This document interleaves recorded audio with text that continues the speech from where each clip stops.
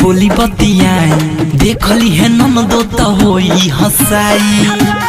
ए राजा जी अभी दिन बाबे दूरे से बोली बतियाई, देखली है ननदो त होई हंसाई। दाल भात खाई मन के मनाई, बुझी हमारे जज्बात के। दाल भात खाई मन के मनाई, बुझी हमारे जज्बात के। ये सैया सूते बेरी, ये राजा सूते बेरी, ये सैया सूते बेरी से जरिया पौठा लाली चाट मरात के। ये सैया सूते बेरी से जरिया पौठा लाली चाट मरात के। हटिना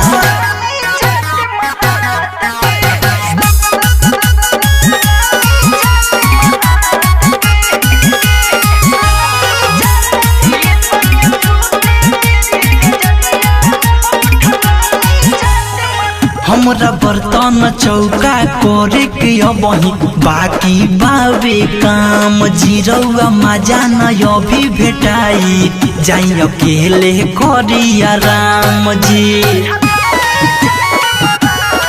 हमरा बर्तन चौका करे के अबही बाकी बावे काम। जीरौआ मजा न अभी भेटाई, जाई अकेले करी आराम जी। पानी अकेला न करी जी खेला, देही पफेरी न हाथ के। पानी अकेला न करी जी खेला, देही पफेरी न हाथ के।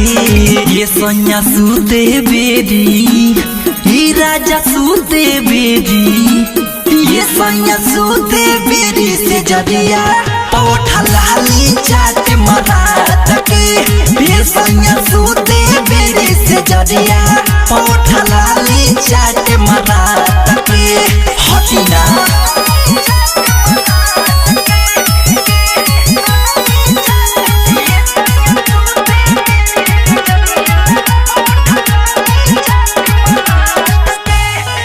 पिया राइटर राके सबूजी काबा हमारे मजबूरी। जैसे सैले रहेले रही हमसे बना के दूरी।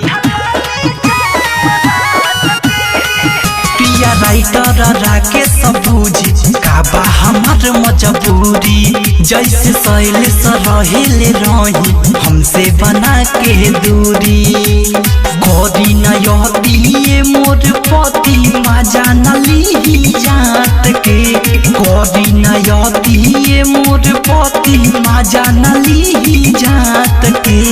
ये सैया सूते बेरी, ये राजा सूते बेरी, ये सैया सूते बेरी से जरिया पौठा लाली चाट मरात के। ये सैया सूते बेरी से जरिया पौठा लाली चाट मरात के। अभी दिन बाबे दूरे से बोली बतियाई, देखली है ननदो त होई हंसाई। दाल भात खाई मन के मनाई, बुझी हमारे जज्बात के। दाल भात खाई मन के मनाई, बुझी हमारे जज्बात के। ये सैया सूते बेरी, ये राजा सूते बेरी, ये सैया सूते बेरी से जरिया पौठा लाली चाट मरात के। ये सैया सूते बेरी से जरिया पौठा लाली चाट मरात के। हटिना